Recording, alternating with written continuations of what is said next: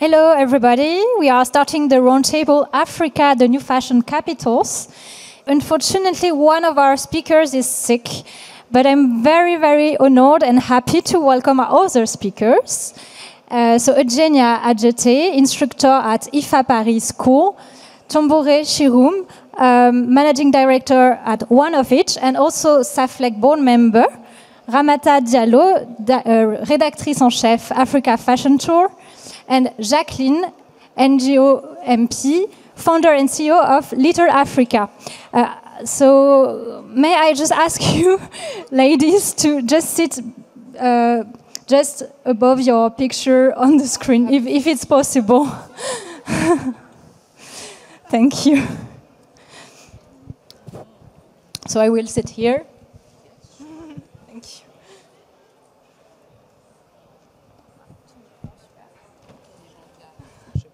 So to start this roundtable, may I ask you to introduce yourself? Maybe you can start and we will finish by you, Eugenia. Hi, everyone. So my name is Jacqueline Gompi, and I'm the founder and CEO of the company called Little Africa that has been on the market of the art, fashion, and tourism for almost 10 years now, with a dedication to promote the African cultures from the continent, but also from the diaspora.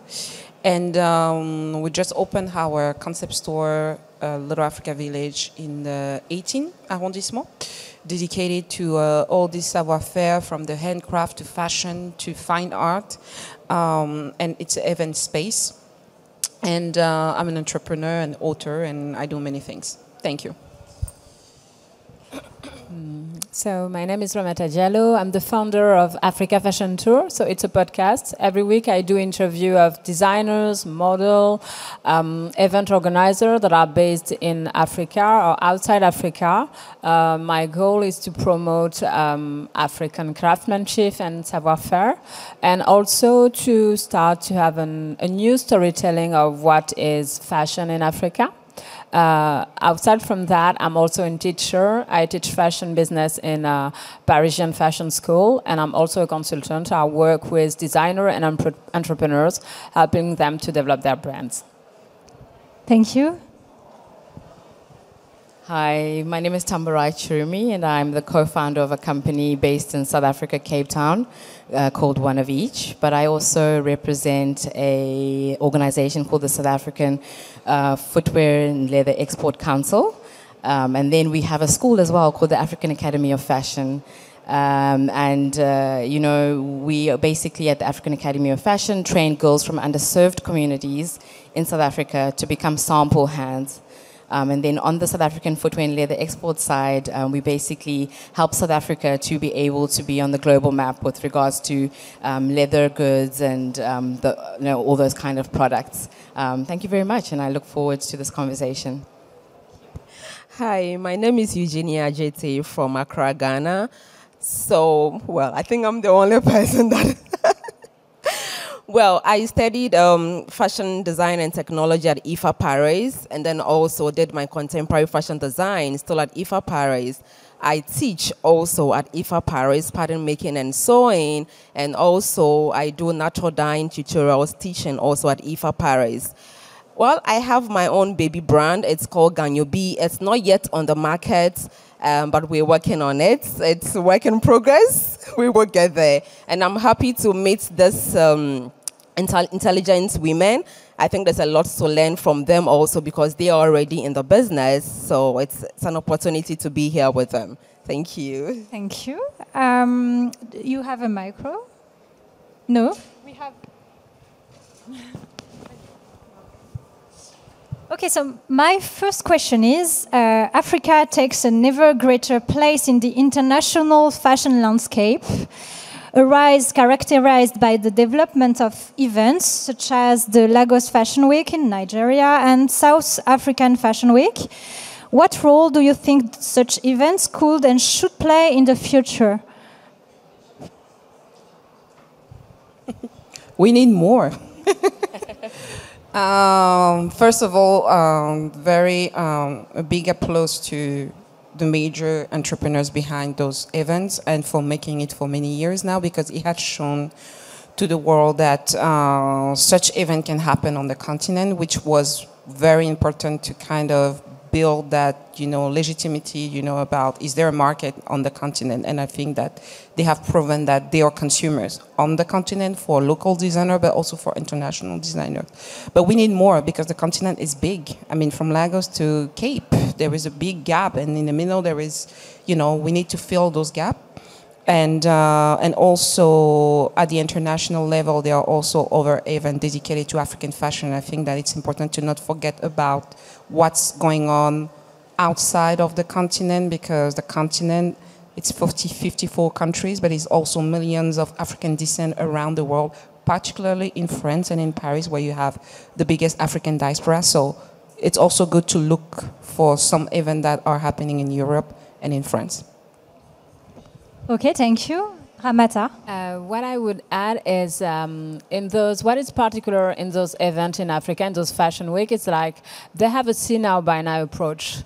So when you attend to a fashion week in Africa, you're pretty sure that it's possible for you right after the show to acquire a piece of collection, or maybe 1 week later. But you can see some people that are actually writing down, taking picture and being like, I'm going to buy right away. So when you attend to a fashion week for a designer, you know that you're going to make money, you're going to make, it's business. It's not only to have pictures, to have celebrities, or to have influencers, it's also like, I'm going to present my collection to my customers and to maybe people that don't necessarily know me, and they know that they can reach out to me. So what is interesting also about events happening in Africa, it's possible for you to have access to the designers. It's possible for you to have access to the event organizer. It's not like an elite event where if I won't have the opportunity to go there because I won't get the VIP pass, or I won't have access to the designer.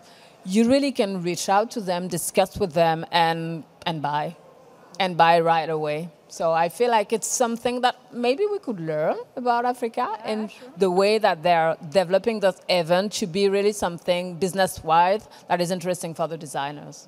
Very inspiring. Yeah. Do you want to add something? Yeah, just to add on that, I mean, in South Africa, we've seen very powerful things happen from some of the fashion weeks.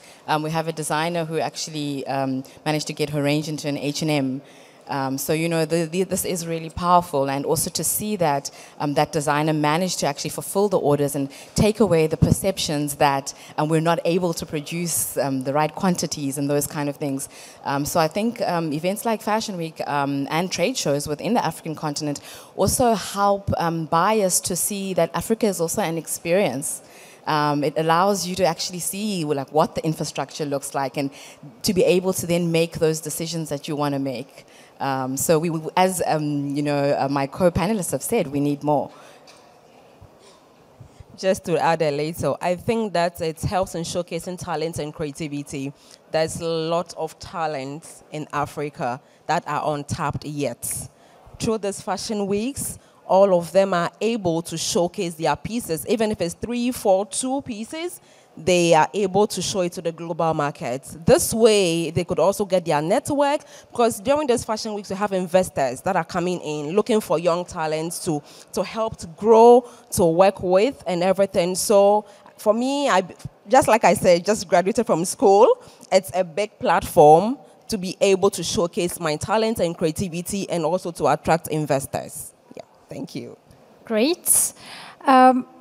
My second question is a 2023 report by UNESCO asserts that Africa has many assets to become a world leader in fashion. What do you think is missing today for the fashion sector to reveal its full development potential, if we think of South Africa or Nigeria, for example? So I would say, so it's a very interesting question, and I feel like we would need the afternoon to talk, to actually develop everything. But what I would point out is one of the challenges that the fashion industry in Africa is facing, I would say, is there's a lot of quantity of second-hand that are coming from Western countries that are in Africa. And the second thing is that there's a lot of production from China, copy of savoir-faire and craftsmanship that are traditional, that are also in the African market. So have a designer who wants to develop the African savoir-faire, you are facing cheapest fashion that are coming from abroad. So it's very difficult for you to actually develop yourself.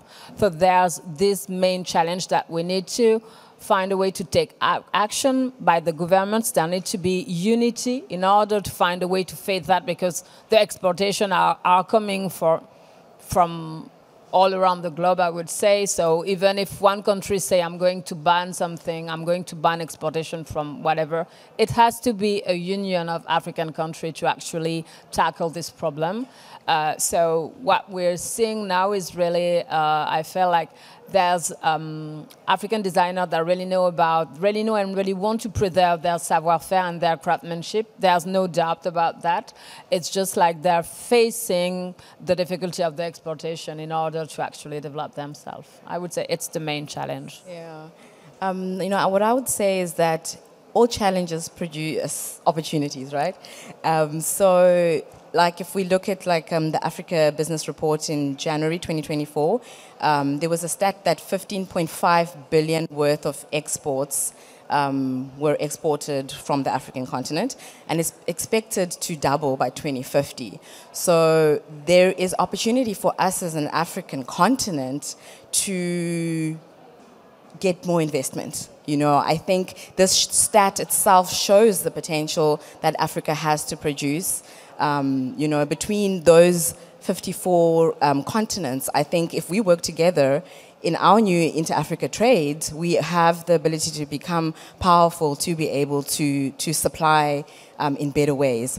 And then I think the second challenge that we do face is the intellectual property support of our designs, because if you look at all of our designs, mainly it's a lot of craftsmanship, it's a lot of handwork, and if there's investment to scale those designs, there also needs to be support from an intellectual property rights perspective so that our designs are also protected. And if not only protected, can we get the right value that we need to get at the same time? But yeah, every challenge produces opportunities. So I'm really excited about what export really looks like for the African continent. I would say textile production, because in as much as there's a lot of talent and creativity in Africa, like I said, some part of the production, the materials we use are imported from other part of the world. So it is time that we grow our textile production plants and units, because if not, in as much as we have a lot to showcase, we would show part of it, and other parts will be showing other part of the world. So we must really invest into our textile production. That will help us. And just to add a little bit to what my colleague said, financial support.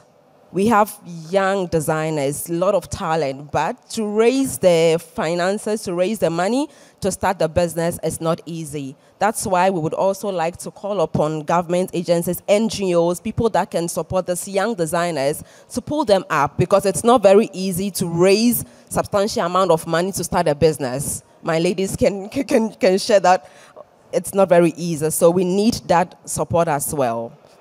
Thank you.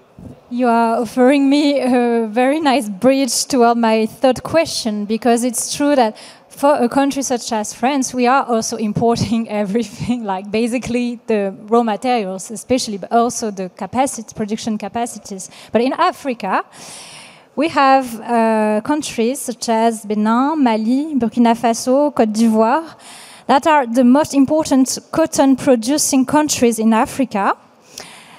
We know that the African cotton has very interesting property.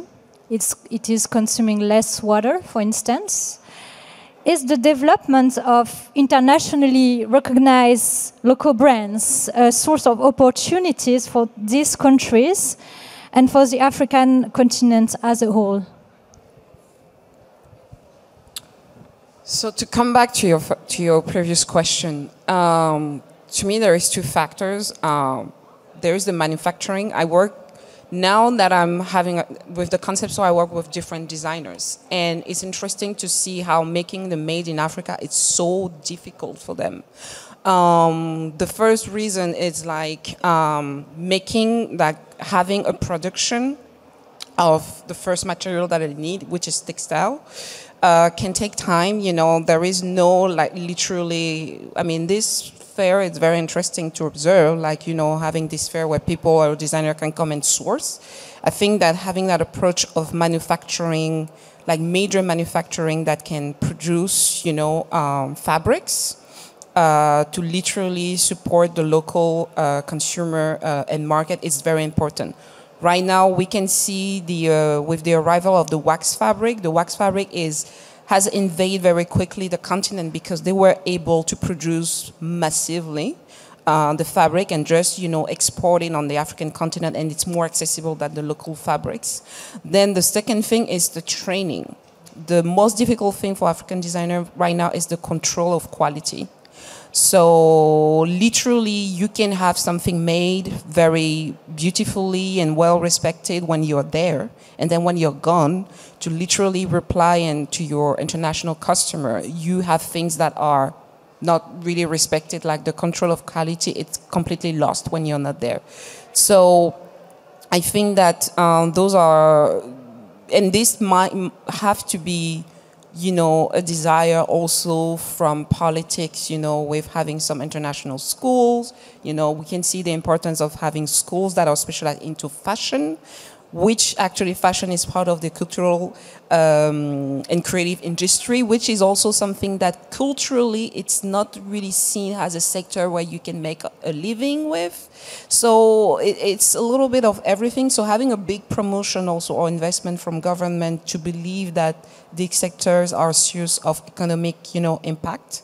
So to invest in school, to invest in manufacturing, to invest in training, because it's very challenging. I'm seeing a lot of designers who are quitting the Made in Africa, even if they have the desire to produce locally, but going to China or to Turkey to have their production made because it's more easy. But also, let's not forget that those countries have centuries of manufacturing. Africa is we're still learning how to build those, you know, process. Thank you. Absolutely, I really agree with what you said, especially about the training part, like just investing in young people. You know, we've got the largest growing youth population in the world, which is currently, I think, at 1.5 billion. And how can we give these young people tangible skills? Skills to say, I can make a product that I have made, which I have then acquired the skill to also sell. So it's the skill to make as well as the entrepreneurship skills. After the entrepreneurship skills, then there's the export skills, because exporting is a business on its own. You know, and I must say, I'm speaking from the South African perspective, our government is very supportive. I think one of the countries in the African continent where we get a lot of support to be able to come to these platforms and be here with the costs covered for us, so we're able to do that. But I think a lot of training is needed from that aspect to be able to become really good at the exporting game and competitive. I think they said it all. So nothing else about this third question. Maybe we'll come back on the cotton part later. Environmental and social issues are increasingly present at European level and are imposing themselves more and more strongly on fashion companies. Do you see the emergence of these issues as opportunities for Africa? What I would say here is that I feel like in Africa, the link to the planet Earth and the respect about the climate is something that is in the way of life in terms of reuse, in terms of repairing, in terms of recycling. It's really something that is part of a way of life there. It's not something like, okay, there was a COVID and then there's kind of a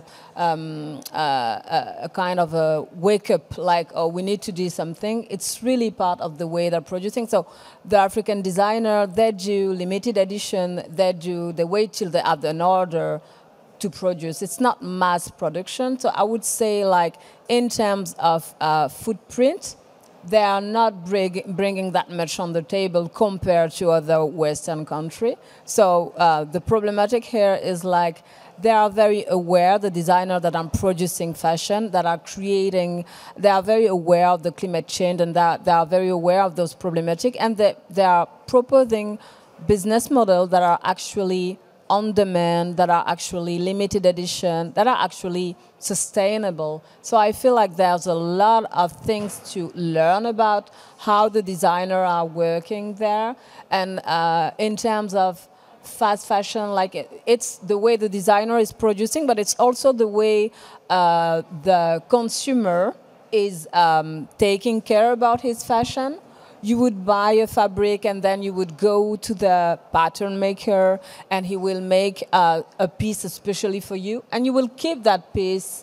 And it's not like you're going at Zara, you're going to buy something and then you're going to forget about it. You will remember that they have the whole process, and you're okay to wait 1 week, 10 days, 2 weeks in order to get this one specific piece. So I feel like in terms of the consumer and also in terms of the way they produce fashion there really something sustainable that we need to learn about, and that could be really a blueprint, a model to inspire other people to develop their brand.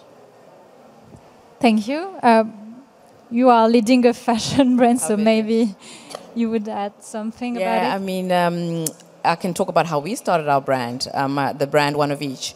We started the brand with offcuts of leather and fabrics and textiles that my mom had collected over time as gifts that she was given through our culture. So technically, our business started with $150. 10 years down the line, we are a staff team of around 8, and we've got a school and all of that. So like what Rama said, that sustainability is ingrained in what we do, you know. And I remember being called a sustainable brand before I even had that on my website. And I had to go and research, what do they mean by I'm a sustainable brand? You know, and then I realized, okay, this is what they're talking about, you know. So it's very interesting because it's about you using what you have and the resources that you have.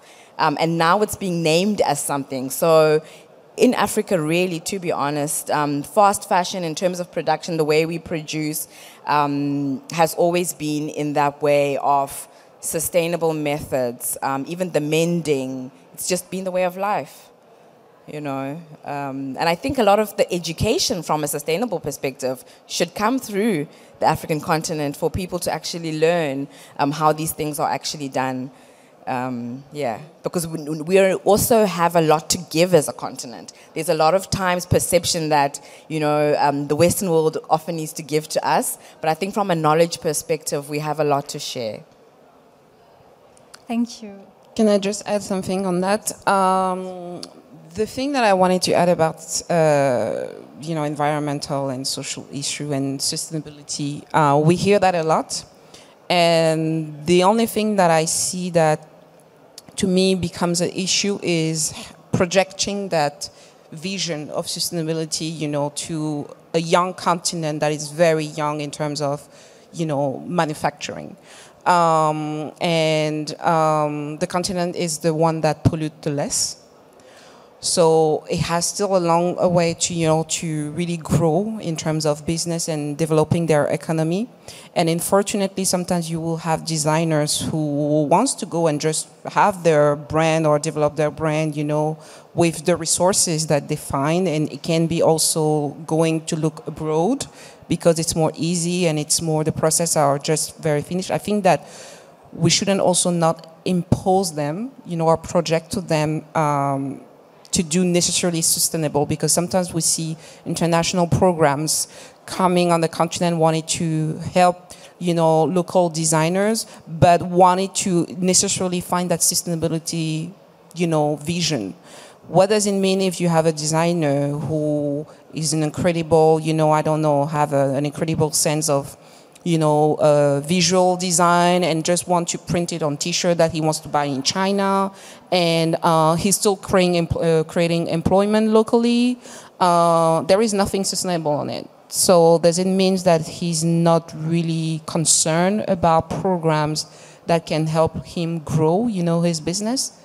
I think that it's unfair, and I think that we should there should be a balance between sustainability, yes, but also the one who can, and just one, because it's also about just developing the local economy, and people need to find different ways of, developing it. Yeah, that's for sure. The goal is not to impose to African designer to be sustainable and all the other to be just basic designers. But I mean, I have the feeling that because originally Africa has a culture of textile and textile design, maybe it's also the change in the culture about those issues could maybe be an advantage and a competitive advantage for maybe some countries in Africa. Yeah. I wanted to add a little on the social opportunities. When you talk about sustainability, people also are very much concerned who is making the product. Is it a child? Is it an adult? Is it someone that is being depressed, or is it actually the right person with the right know-how who is making the product? I mean, when it comes to Africa, I will share from my experience that I study fashion design and I make pieces also for people. I am particular when it comes to the finishing and everything, but I'm also particular if I need someone to help me. I wouldn't look for a child labor to help me. That's one thing that also makes the African design also expensive, because, craftsmanship is expensive. And we also want to do it well, because then you are selling this to the global market. You need to meet some kind of specification also on that market. So yes, it gives us that social opportunity to do it right, not employ child labor. Make sure the people that knows how to do it and when to do it and how and what to do are doing the job. Okay, very clear. I had one last question from the IFA students. It is in terms of ecology and climate change. Yongjin are particularly aware and interested in those topics. What are African designers' challenges? So this question is really close to the previous one, and I guess the challenges are the same in Africa that we could experiment elsewhere, but maybe you are facing challenges that you can share with us regarding those aspects. So when it comes to that issue, I would like to also share from my experience. Born, raised in Accra, Ghana, when we have where we have this second-hand clothing market, it's a huge one when it comes to that session. And now what young talents are doing, because we can also say that this product shouldn't come in, because then we cut the livelihood of people who are making ends meet from this business. But we say, I tell people all the time that I have never seen winter in Ghana. It's tropical all year round. But when you go to this market, you see winter jackets, you see winter boots. Why are they sending them to us? Who is sending them? If we need something that at least you need to help the economy, send things that works with the weather. So young talents lately, what they're doing now is going to the market, thrifting what is on, and then recycling it. That's how they are helping, because it's a stage. We will get there, but baby steps towards that direction. So yeah, that's what I wanted to add. I mean, circularity now, it's something that we really must look into, because that we can't work against nature. We must work with nature. That's what I know. Yeah. And just to also add, for me also as a student, while I was doing my project, being very intentional about what I do, I incorporated natural dyeing to all of my pieces, because then I asked myself that if I want to make red, can I achieve red from a natural source? So I also discovered a plant from my home country that I extracted color from, and everybody that I showed the piece to was actually surprised how I could derive that color from that plant. And interestingly, that plant is also used for food. So, I mean, it's in the kitchen, it's on the fabric, and when you dye it naturally by just the home natural dyeing remedy, it doesn't wash off, it stays. So I think that little by little, young talents, we will get there, but we have to do more. We have to do more towards achieving this ultimate goal. So yes, this issue of the waste that we produce in Europe in a way, and that we are sending in Africa, just like other countries, we have to stop with this. That's for sure.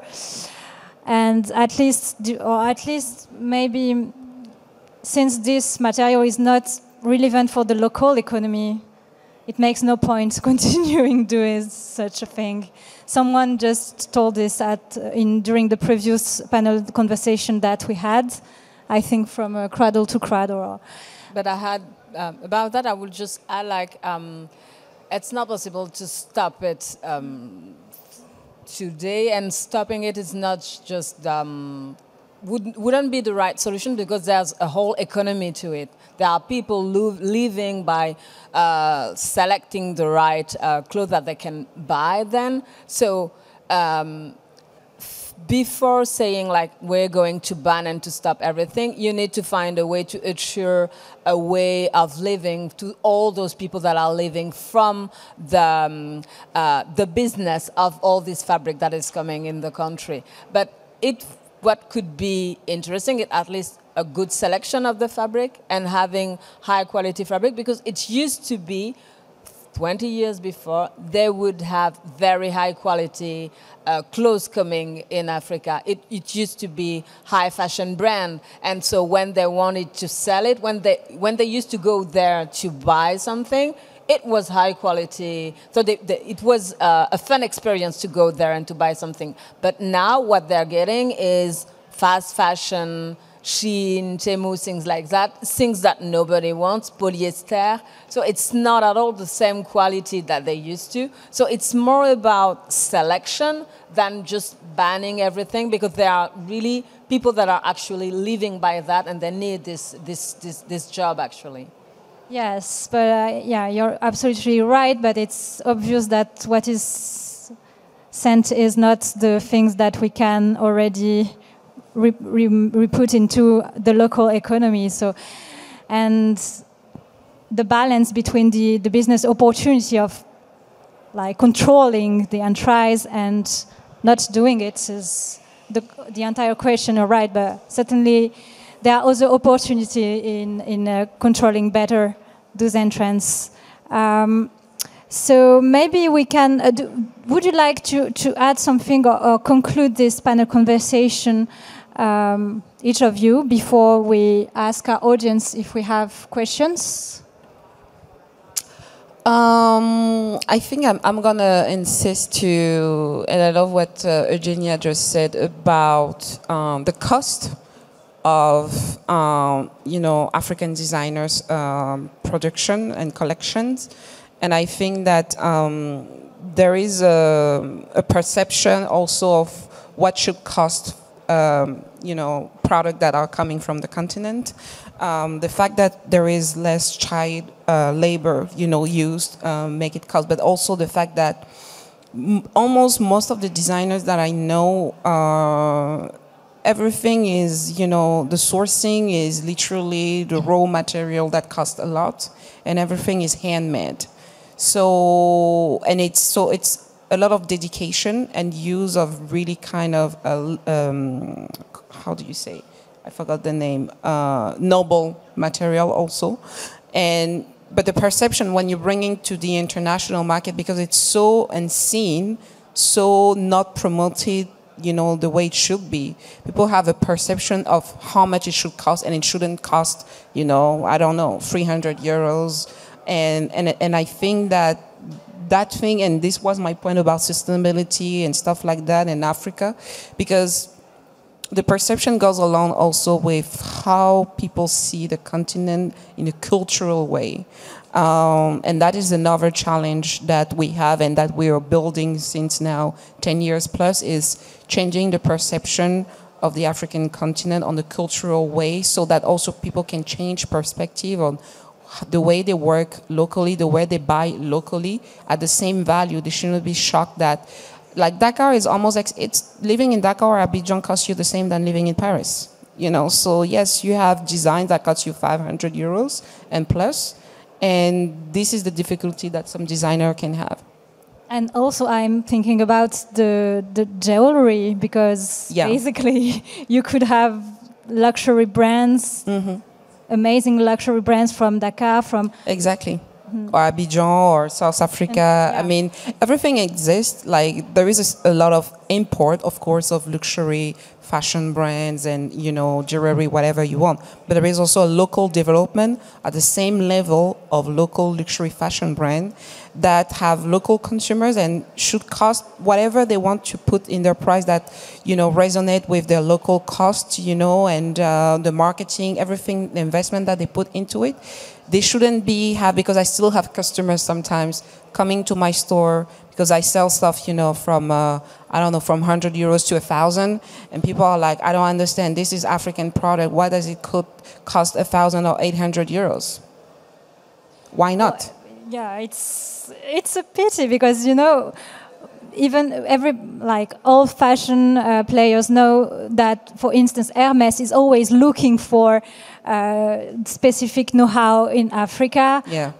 Maybe Chanel just did a collaboration. A few years ago we had Ali Rakib from For Weavers, and he was working with those prestigious houses in France, and they are really interested in the traditional know-how from Africa. So this doesn't make any sense, and you're right to remind that talent and passion and time has a cost. Yeah.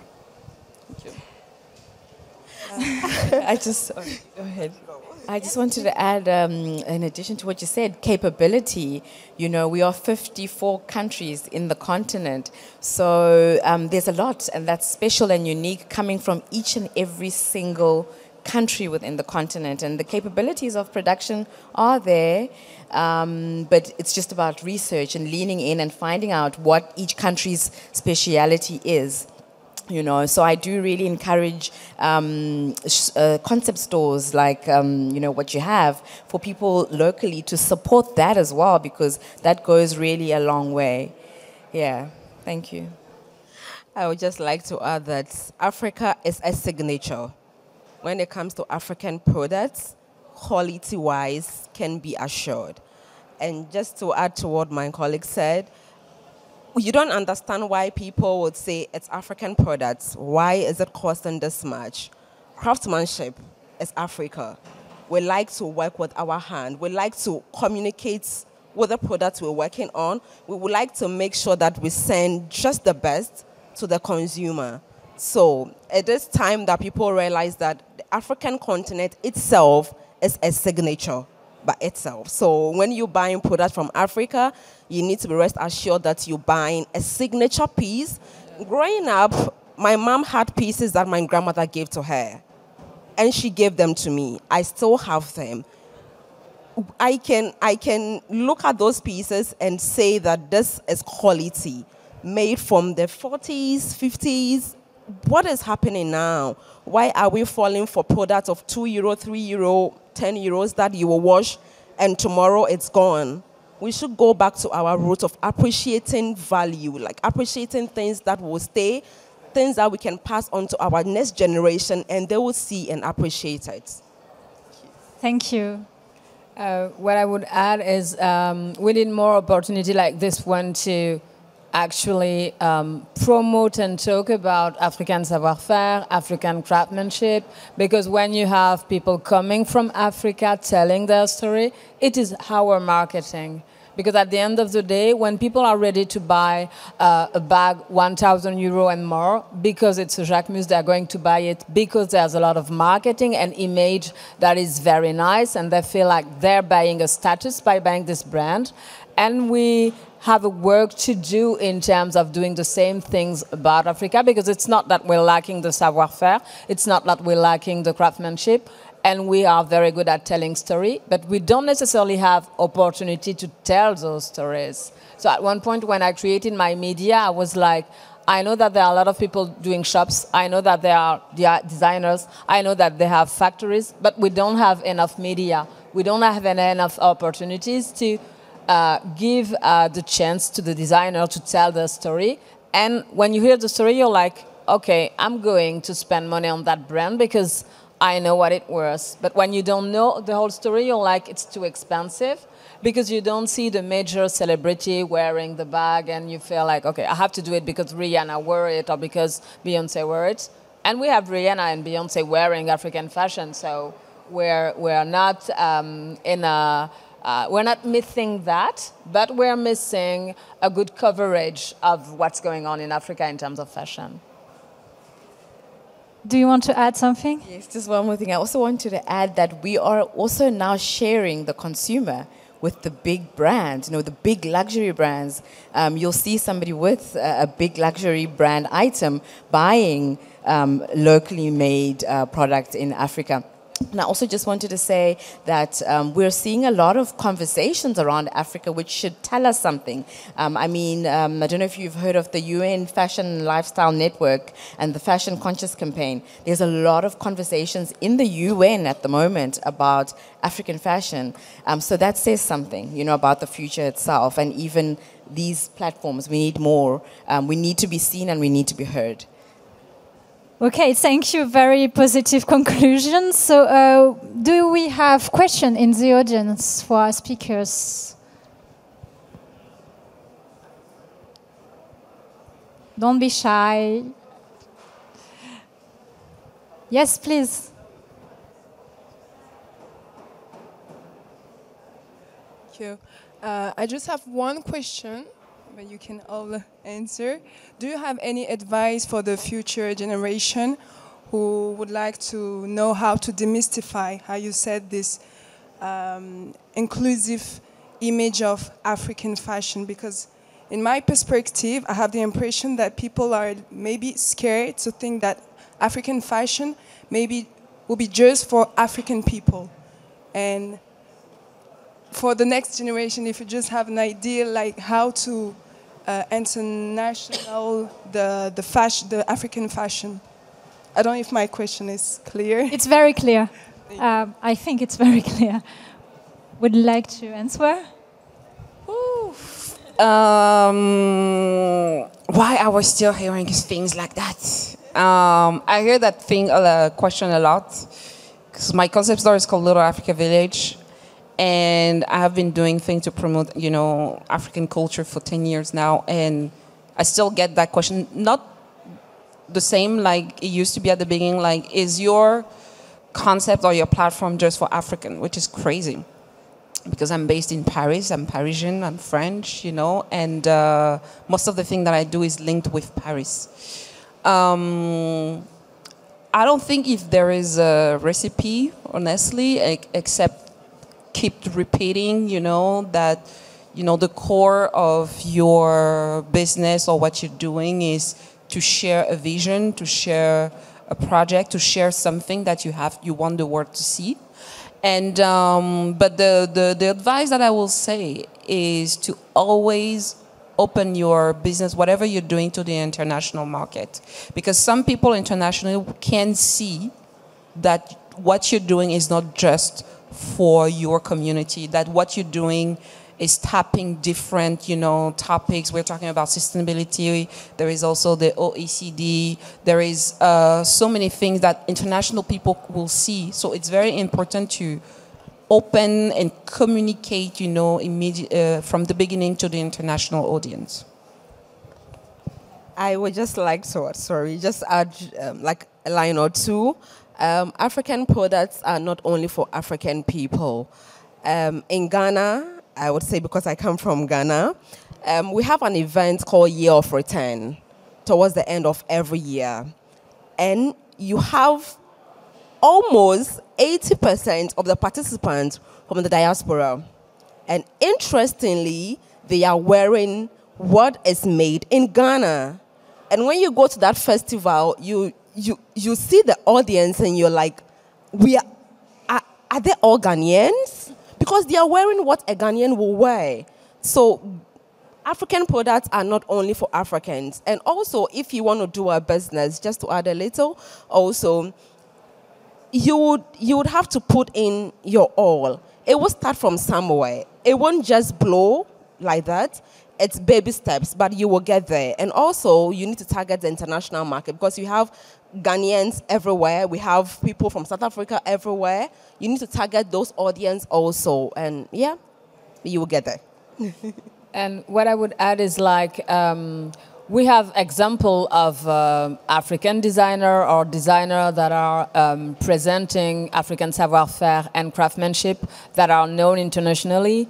We have Iman Aissi, who is presenting his collection during the Fashion Week Haute Couture. We have Kenneth Ide, we have Tebe Magugu, we have Rich Missy from South Africa who did a collaboration with Adidas, with H&M. So we have a growing list of designers that are selling internationally, and when you see what they're doing in terms of fashion, you don't feel like there's no nationality to it. It's just fashion, and it's very good fashion. And it comes from Africa, okay? Or the designer is African, but what he's selling is, yes, it's for an international consumer. So I feel like with all those examples, we have concrete elements to answers to those people who feels like, oh, but it's just for you people.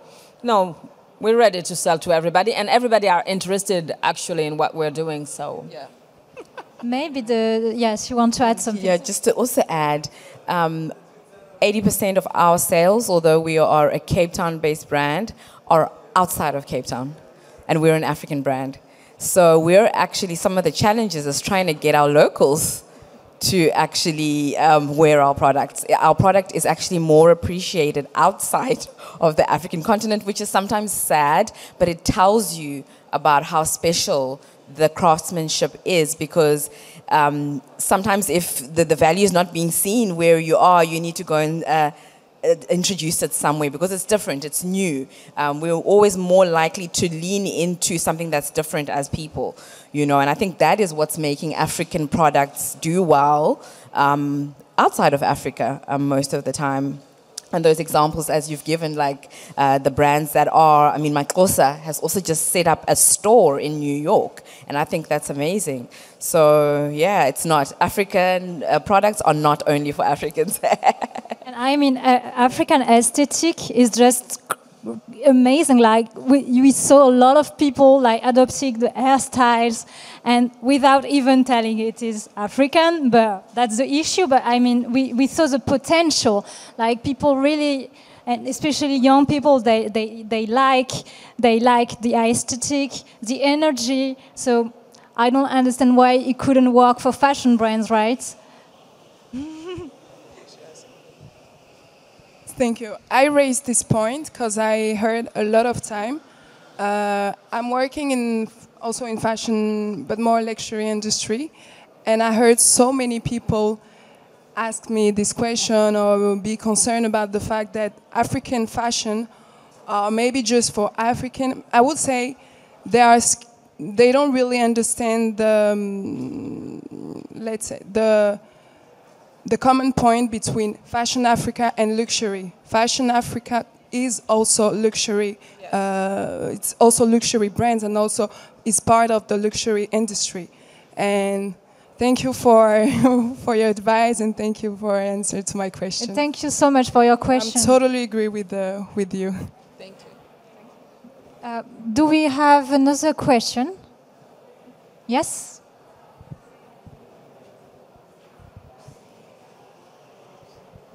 Hi. Hi, everyone. I'm a fashion designer. I'm based in Paris and Los Angeles. And I've been a part of Dubai Fashion Week, Paris Fashion Week, Los Angeles, Miami. I've been all over the world.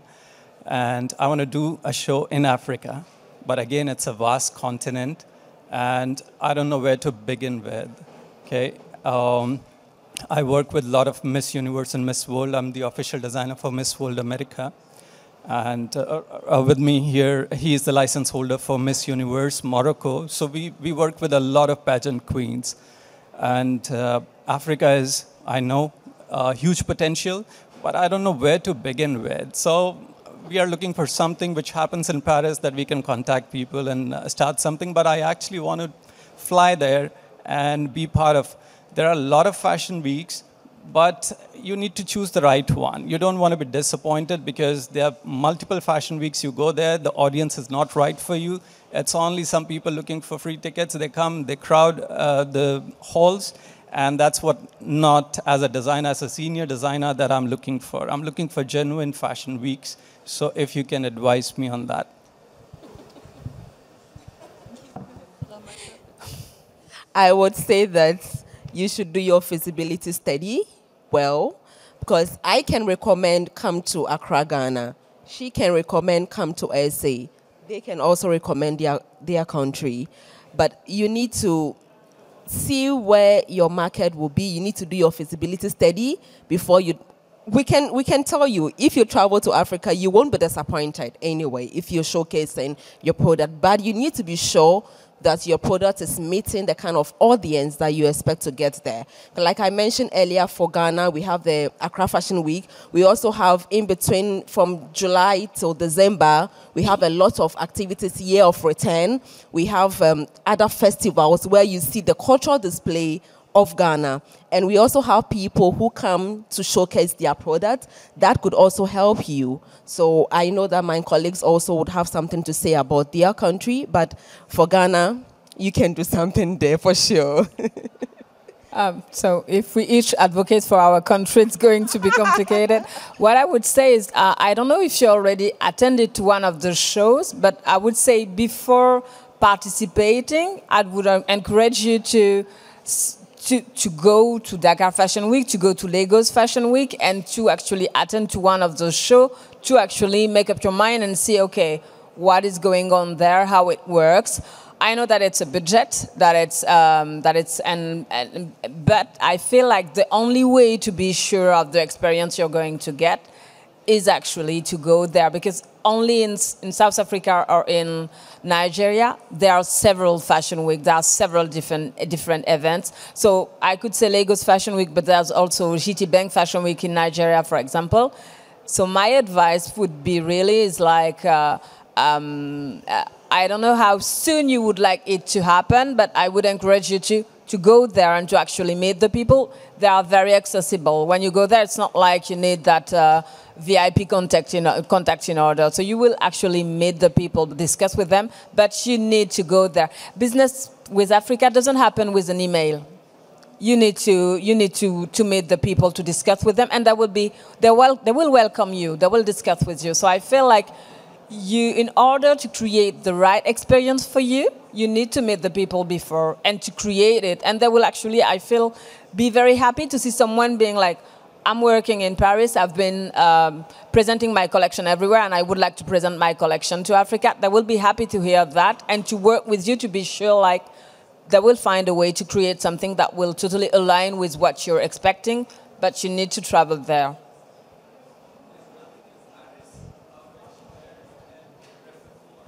The more advice you're going to ask, the more money we're going to ask you. I can add something on that. When going to Africa, something that I see a lot of people who are interested about the market is going one shot, doing one time, have a bad experience and say, I will never go back again, there is nothing. But we tend to forget that here to have result too, like a fair like this and like any fair, you need to come back again and again, sometimes 5th time, to start getting result. And sometimes people think that Africa is an easy market. I'm doing one time. No, people are complicated everywhere in the world, even in Africa.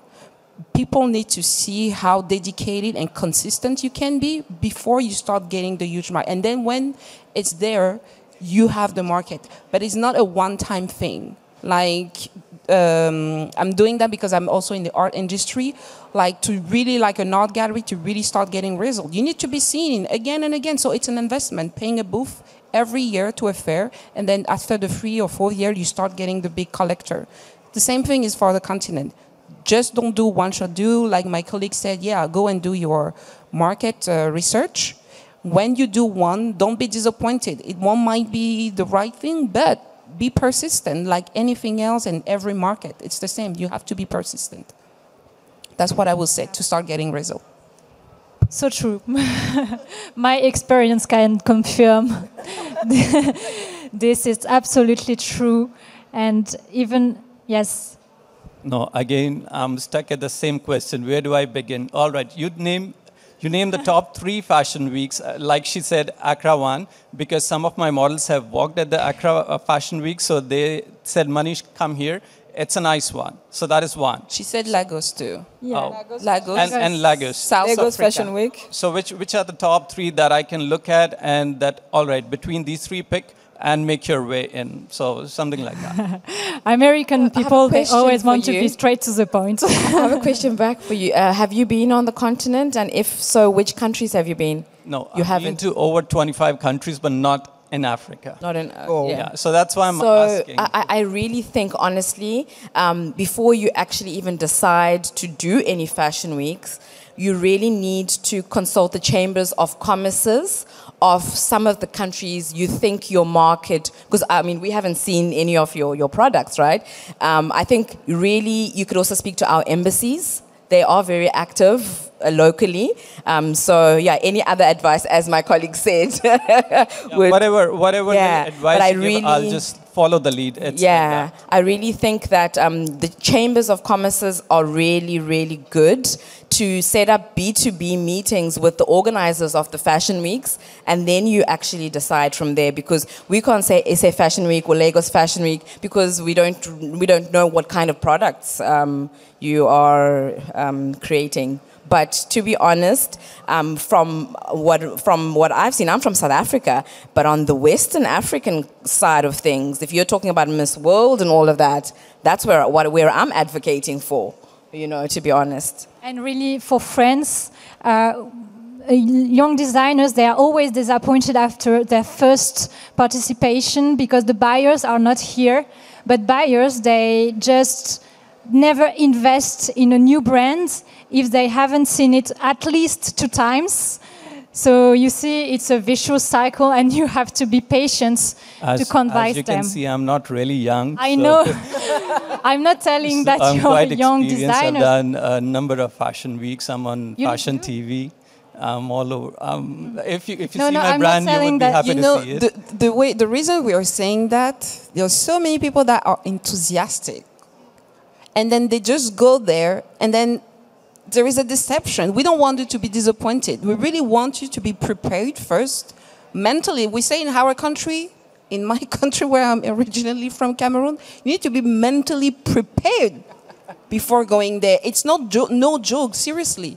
Like doing that research, going there and take the temperature and say, yeah, can I go with this? Okay, can I not? Because it's a big deal. It's not something that we're saying just like to be, I don't know, it's a very... It's not about being politically correct. Yes, or, thank you. There's Dakar Fashion Week, there's Dakar Fashion Week, Lagos Fashion Week. In South Africa, I feel like there's something like 3 to 4 Fashion Week there, and all of them tend to be very strong. We could make that list for you, but I feel like it won't pay your justice to what you need and to what they're doing. I'll do my research first. So I was just looking for some cue that Manish, try this one. This is good. So something like that, which I got the chambers of the Chamber of Commerce, the Accra Fashion Week, the Lagos one. So that's good enough. Thank you so much for that. Yes, and anyway, you can continue the conversations with our speakers to go further and talk about your product's particularity to see what would be the best for you. Any other question? One last question. no more questions. So thank you so much for your attention, and Thank thank you to our speakers. Thank you. Thank you so much. Thank you.